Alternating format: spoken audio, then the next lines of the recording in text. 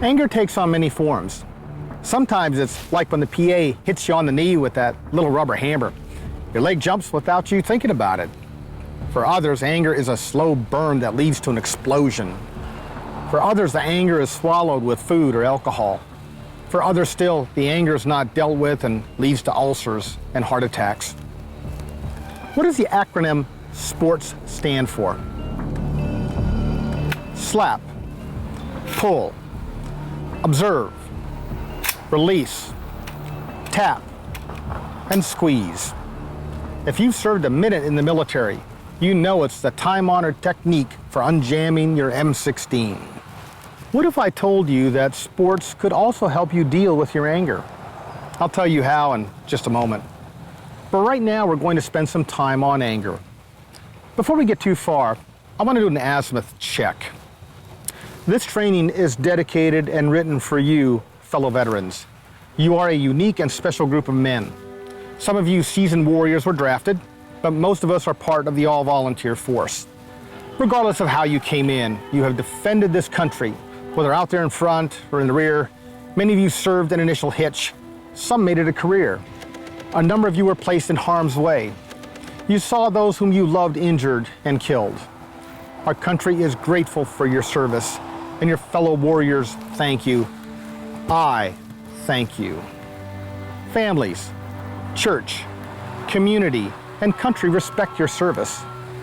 Some shake their heads in disbelief as you relay your experiences as a ground pounder GI, a gunny in Nam, a dust-off pilot, or combat medic in OIF in Afghanistan, a sky jockey pulling multiple Gs, a boat sailor who still can't talk about their mission top secret under the ice. Service to country isn't always high adventure. Loyalty is measured in boredom, waiting, separated from loved ones, assignments where the living conditions would shock the average American. But it is who we are and defines us down to our character. We share a bond of sacrifice. In the book of Psalms, there's a verse that might be confusing. Psalm 4 reads, "In your anger, don't sin." Yes, God gives us permission to be angry. We are created in His image. God gets angry, and we get angry.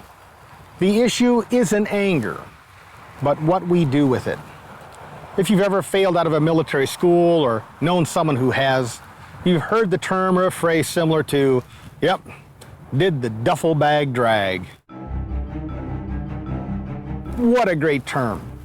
It paints a perfect picture of what it's like to go back to your unit after you've boloed out of a course.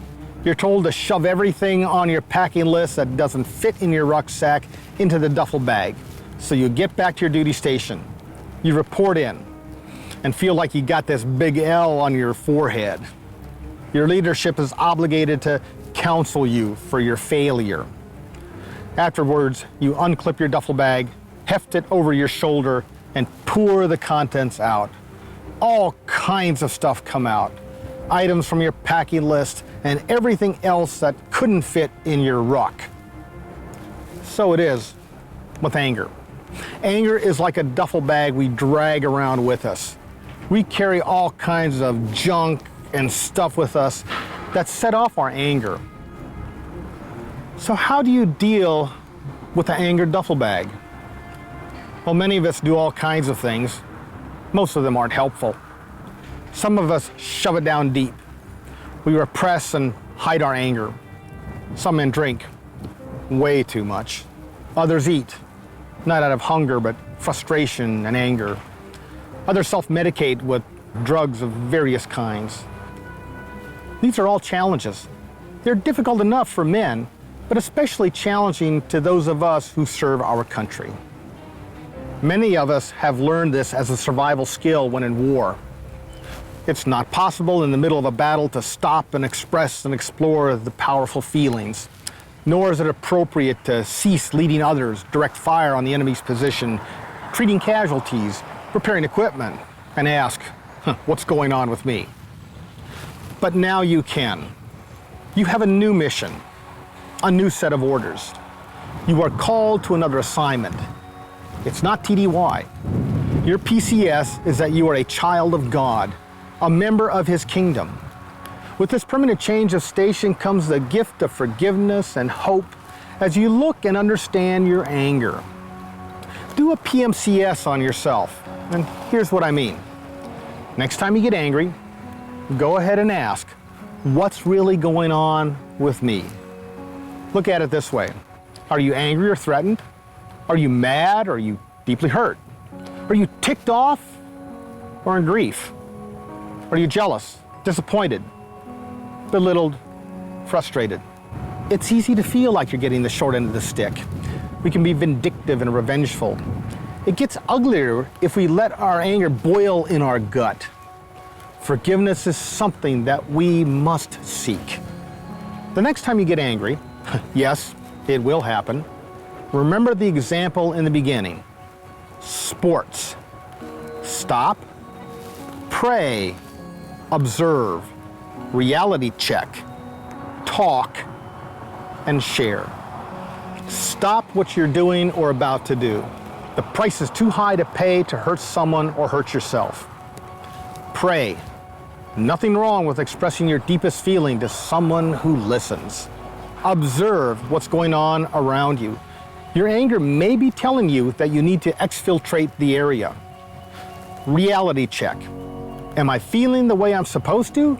Or am I getting out of hand? War zone or Walmart?